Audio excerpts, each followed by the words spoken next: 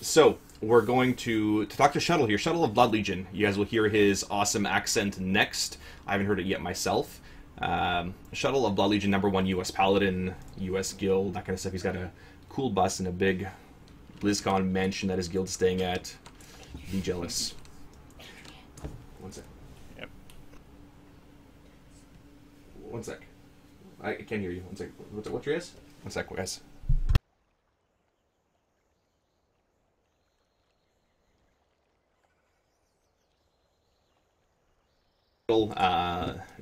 Shuttle, I look up to Shuttle too, even though I'm pretty sure I'm older than him.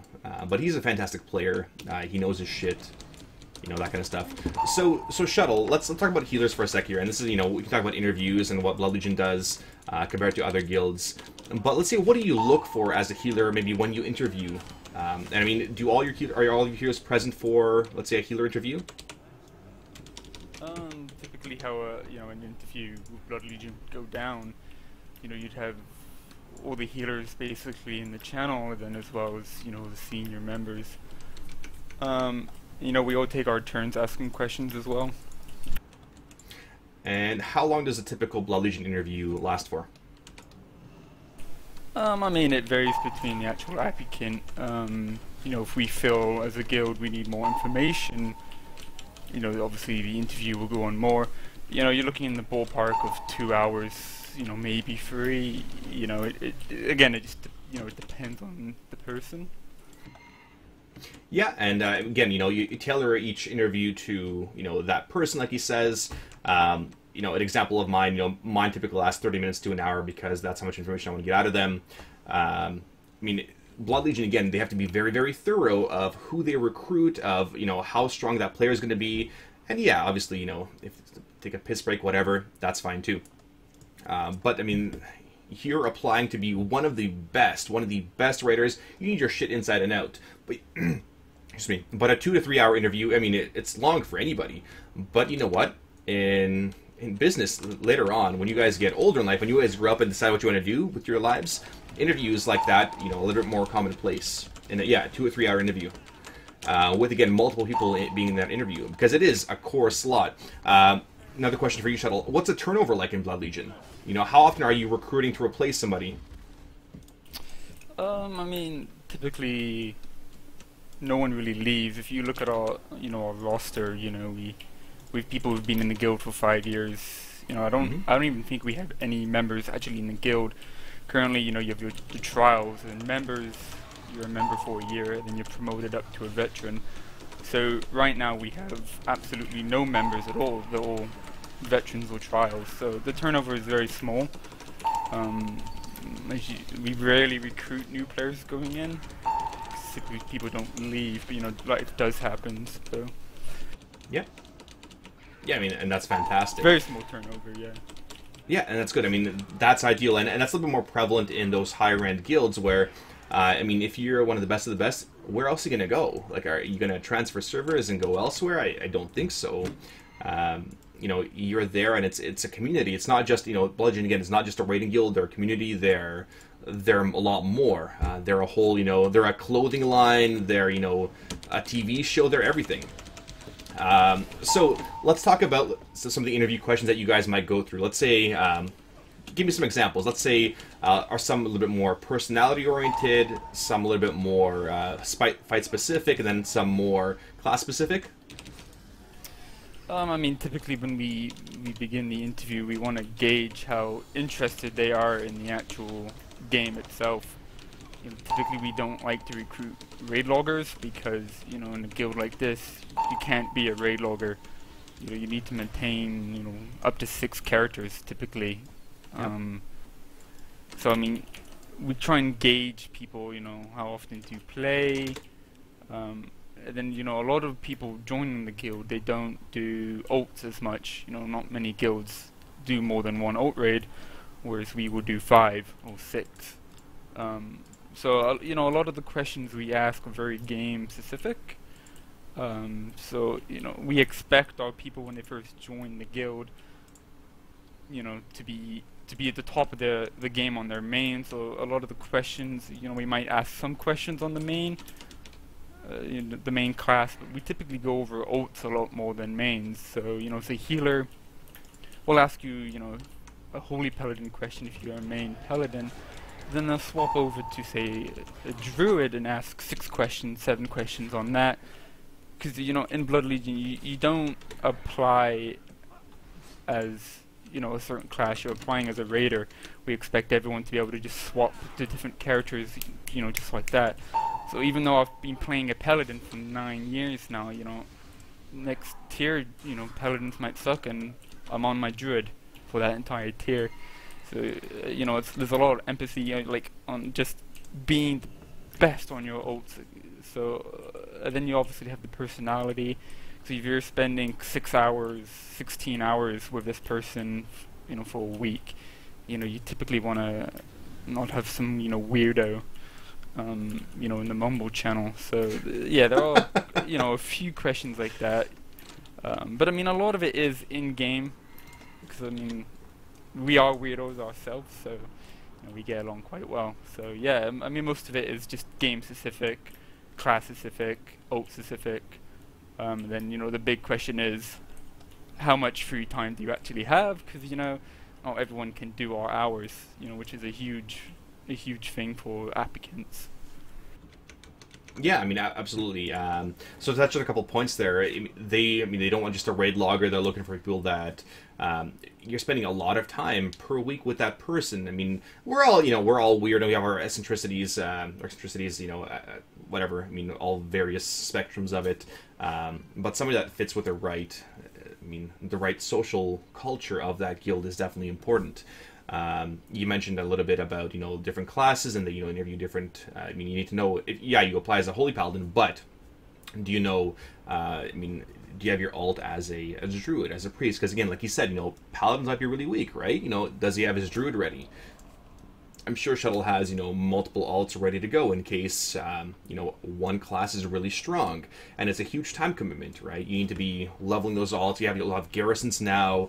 Mats, crafted gear not important, that they'll all get easily there, but you need to be very proficient with those other ult classes. Now, they have personality questions fit for the guild, but give me an example of a question. Can you be specific at all with any questions, or are they sort of locked up of what you can and can't ask? Or generally, an example of a personality question for you guys. A lot of it, like you said earlier, we are a community. So what we might ask is, do you have a Twitter? Most people might say no. But some people, yeah, I do have a Twitter. And, we'll log on and we'll go and look at their Twitter. And, we'll see what sort of shit that they post. Because, our guild image, it's pretty important as a whole. We are a sponsored guild. We as a guild, we like to have a mature image. We're not just a bunch of goons running around, in trade chat.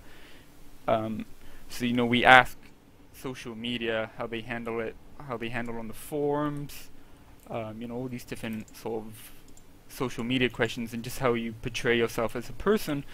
Because we don't stream on Mumble for a very specific reason, because we can't control everything what gets said on Mumble. So the guild image is very important, as in we won't accept apps purely if they're just some immature kid on Twitch or something. It's very, very important. Yeah, absolutely. That's the big question for us. Yeah, I absolutely agree there. That image is important. Again, they're sponsored, right? They're sponsored by these companies, and again, as an aside, HR, you're not supposed to really judge people off their Facebook and Twitter and the social media, but we totally do it. Like I do it for my stuff too. Like I do it for my applicants too. Like I will look up their Facebooks. I will see whether they're a giant troll or douchebag, and they're doing whatever. Like it, or their Twitter accounts too. Same kind of stuff here. A lot of and we do background checks. Their past posting history on MMO Champ or the Warcraft forums. Like if they're giant trolls or assets to everybody on MMO Champ or again the forums, probably don't want them. Again, it's a big red flag. But a lot of that research we may do before the actual interview process itself too. But no, for sure. Look up Twitters, look up Facebooks, all that stuff. Yeah, I mean, look at Incognita says here, treat the example as a job interview. Alternatively, use these lessons for a job interview. For sure. I mean, again, it's a more serious setting. Yeah, I mean, they have a lot of fun. I'm sure they have a crap ton of fun. I mean, where's that picture here of that Blood Legion bus? Here we go. So here's a picture of the Blood Legion bus. I'm sure they will have a lot of fun on it. Check out Blood Legion rented for BlizzCon. I'm sure they will have many a bitches in that bus there. Oh yeah, that's totally a chick magnet for sure. Yeah, they have their own like mansion and pools, and it's I mean one of the best kids in the world. Why wouldn't they? But no, back to interview questions. I mean, give me some, some class-specific questions. Let's say you would ask a paladin if a paladin were interviewing for a position, or you would ask a paladin alt, for example. Let's say a healer. A lot of the questions we ask the weakness. Sometimes we'll give them all logs, and we will go through, and we will ask them to point out weaknesses of our healers. And that might not seem like a good question, but once you actually get deep into it, you figure out their mindset as an actual healer. Some of our healers, they will heal certain targets over someone else. For me, for Mythic, I was more on the tanks and the raid. So, my numbers might have been a bit lower compared to, Paladin, who was purely focusing on healing the tanks. And, a healer who might not be up to our standards might go through and say, well, your Paladin healing is low. And, you can kind of get with the mindset of that. And, you can get a lot of, how people... healer is a healer, from asking these sort of questions, going through and getting them to explain the weaknesses. Because for us, that weakness, what they might be describing is a strength, because healing content the first week it comes out, is a lot different to healing content even the week after. That fresh set of gear, it's almost game changing almost. Yep. So you got to have different mindsets healing at that level, and asking people to go through logs and just go through and explain how they perceive healing. It is a huge eye opener. Other than that, we give them a scenario. The warlock, he's at half health, and the mage is at 20%, but the warlock has a job within the encounter. Yep. Who do you heal first? Most will say heal the mage or whatever I said at 20%, but that mage isn't going to take damage for the next 10 seconds, so is it worth healing him opposed to the warlock who's at 50 or whatever? Yep. So we ask them just a couple of questions like that. Usually it's pretty obvious, obviously, yeah, I'm going to heal the warlock, sort of shit like that, yeah. Yeah, I mean, an example again, like Korak, for example, Warlock low for whatever reason prior to him soaking one of the shields section, right? Make sure he's topped off before he gets it. The mage, yeah, no raid wide damage is going to happen, but prioritize on the Warlock. Why? Because for every second that goes by, catastrophe might happen. The Warlock might die, and that'll be a raid wipe, time wasted. So you need to really prioritize your heals. I really like that. I really like that, you give them logs, and I mean, it goes without saying, if you're applying to a top-end guild, you must know how to use Warcraft logs inside and out. Let's say Blood Legion gives you logs, tell us what we were doing here right, and tell us what we were doing wrong. So you really have to go in depth, what target was each person healing when, at what time, what was their mindset, the HP was this, and this of these targets, why did they heal that target instead? So really see the mindset of those players. And that's, I mean, interviewing a healer is much different than interviewing a DPS. Yeah, it's different mindsets, but it's so different. What else? Yeah, scenario questions. So yeah, scenario questions we talked about here in healer priority. There was one more really good one. Sorry, I missed it. I missed that one.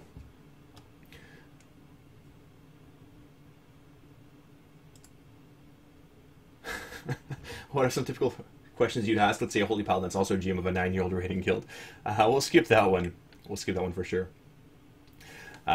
So, I mean, we ask a lot of priority questions. What about, let's say, tank specific? Well, I get a lot of questions from our tanks, what do I ask a tank, right? How do I know a tank will be a good fit? I mean, obviously, you guys don't really need tanks with your current status, but let's say an off tank, or how do you manage the tanking mindset. I mean, we have our own where we look at how they communicate. You know, I mean, very even from a very basic standpoint, we want to see they're going to be a good fit. They know, you know, the tank class is sure. But what do you guys are looking for? What are you guys looking for in a tank and their tanking mindset? You know, again, going back to just doing content week one is a lot of tanks nowadays. I mean, it's Vengeance is gone now, but you know, prior to 6.0, you know, tanking at a level is a lot different. You know, you need to. It's a lot more survival mode. You know, truthfully, I haven't really done a tank interview, so I'm not sure of the specific questions. Because I mean, right now we have, you know, Philip, Absalom, sorry, and then Rignoros, and then if we need a third tank, you know, we have a lot of people who can do it within the guild. But you know, a lot of it's just getting that mindset of tanking is your job. They need to be vocal too. Yep. You can't just stand there and say, you know, shuttle sack me. You know, that's good. But I mean, not saying anything and dying with cooldowns, it's really bad. You know, at that level, it's all about surviving and doing the mechanics correctly, and having that mindset of just being in 24/7. You know, during a pool survival mode, is, you know, it's definitely a must. Yeah, I mean, absolutely, and that's sort of one thing I try to harp on. The tanks here on stream is, you died, great. Did you communicate for anything? Right? You need to learn to start communicating, start talking. I don't care if you're 14 and your voice is still cracking. It doesn't matter, right? You're part of a team. How well do you communicate? Yeah, call shuttles, hand of sacks, or pain suppressions, or whatever, right? You need to learn to communicate, use all your cooldowns, because it is 24/7 survivability. How well can I survive? And I know a lot of you guys are a little bit more geared towards, you know, the top 100, top 500, and these guys, I mean, in Blood Legion, the first week of raiding, it's hugely mana intensive. Like he said earlier, healing the first week, you're mana starved. You are running on fumes. You have to know how to really conserve your mana as much as you can. You know, expect a fight to last long. They're minimizing healing. Again, at that point, you're bringing as few healers as potentially possible because nobody's standing in shit. You are not. I mean, you are quick. Your reaction times are awesome. But yeah, I mean, you're under healing encounters because you need that DPS for the enrages or whatever, as much as you can. I mean, what is some advice that you have for potential people that are interviewing for guilds, for raiding guilds? Maybe not necessarily for Blood Legion, but in general. I mean, being honest, you know, is definitely the best thing. You know, if you tell us you're great at doing something, then when you come in, you know, you're not. Like, just being completely honest with your answers. Other than that, you know your class inside out. You know, you want to sell the interviewee, like, you want to sell yourself, you know, so you want to know your class, you want to know the insides and out, you want to know all of your abilities, you want to be able to use it, you know, in an encounter. And other than that, you know, practice makes perfect. You know, I have 6 or 7 paladins now, and I do, you know, raids on them, you know. Even though I consider myself pretty good at the paladin, just keep doing the same shit over again on the paladins, and eventually, you don't even think about it. It just happens. So yeah, it's second nature. Yeah, so just, you know, really just playing the game. You know, if you're trying to join a guild, I mean, when I started raiding seriously, like 5 or 6 years ago, back during, you know, Naxxramas and Wrath of the Lich King, you know, I was in some really shitty guild, and I went from being in some, you know, 1,000 US guild to I think US 7th or something. Like, it was a huge leap, but yeah. I just sold them, you know, myself. I said, you know, I'm really good at learning, you know, and you just gotta be honest and just play the game, you know, and just get good at it, you know. I mean, you gotta look at your logs, you gotta look at fraps, you know. That's a lot of what we do is we record a pool during progression, and then we go back and we look at it, you know, how can I do better, you know, just stuff like that. You know, you always just don't wanna never be happy with your results, you know. You will never be the best at it, you know. You always just gotta keep every raid night, just look at your logs, and just improve, you know. You'll never 100% be the best, so just keep improving, and in the end, it'll probably work out. Yeah, I mean, that's fantastic advice. I mean, have that mindset of, yes, you're not the best, but how can I continue to improve? Yeah, I'm in the, one of the best skills in the world, but how can I do better? There's always room for improvement somewhere. I need to have that mindset. You can't become complacent like Rocky did in Rocky 3. That's how he lost the title. You really need to have that eye of the tiger the entire time, so you have that passion, right? So you're, I mean, look how much effort they're putting in, right? Videos and constant discussion and going through logs every single time. How can I improve? How could I have used this cooldown a little bit better? How could I have healed this a little bit better? You're always improving somewhere. And I mean, Shuttle, there, you said from like a top 1,000 to a 7th to a 1st. You work your way up, right? You sell yourself as to, why you are awesome. And hopefully, hopefully get lucky there, and, some guild takes a shot on you. Or takes a shot with you or whatever. I mean, that's awesome. I have one question for you, Shuttle, and this is, sort of as a guild leader, as a, to see where the mindsets are. Now, what is the difference between, and just to sort of conclude our interview here and our Shuttle discussion, what is the difference in your mind between a good player and a great player? The better player, will always put the raid encounter ahead of anything else.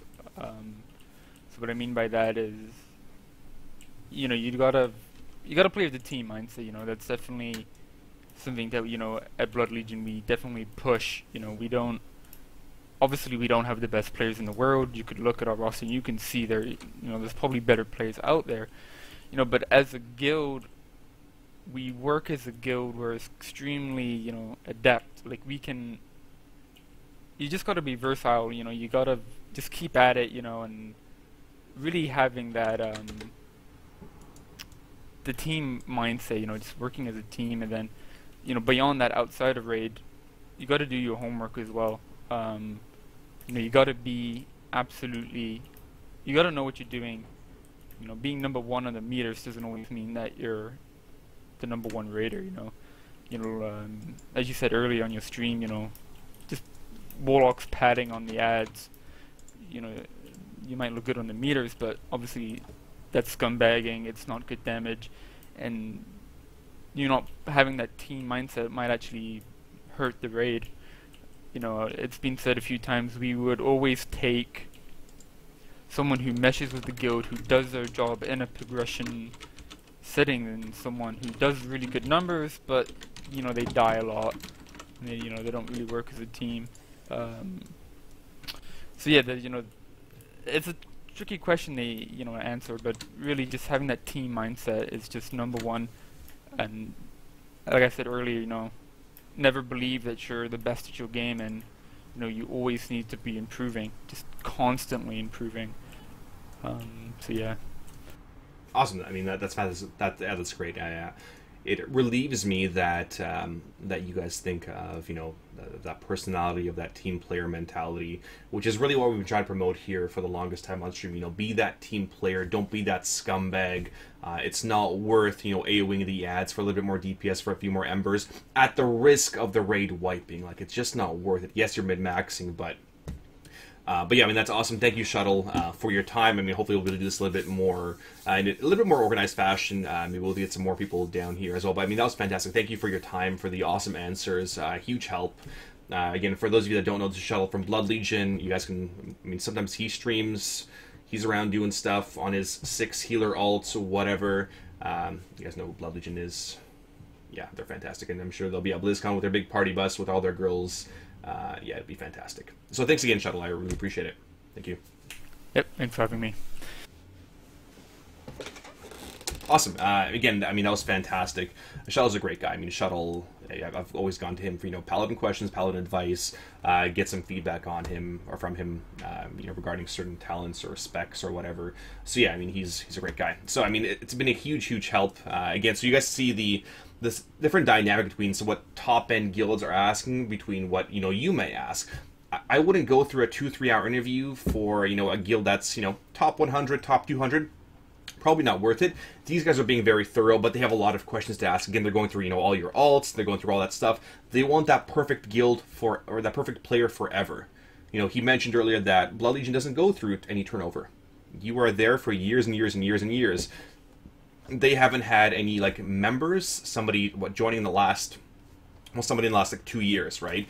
They said, you know, you're a trial, and then you're a member for a full year, and then you're a veteran. They said they're all veterans, and, you know, or they're trials right now, right? And in the same sense, in my guild, my goal is to have the same thing, have a full guild of veterans. I would love that. For everyone to have the same initiative, for everyone to step up, to have that, you know, that social kind of role of they're all veterans, and they're really what embodies to be a Death Jester. Makes a bit of an aside there. Sorry. Okay, so what questions do we have here? So we're going to start winding down Coach's Corner at this point. Great Coach's Corner. I mean, that was fantastic. Shuttle's got such a nice voice, too. He's got a nice interview voice. I would love to interview Shuttle every single day and just put him on a podcast. He's fantastic.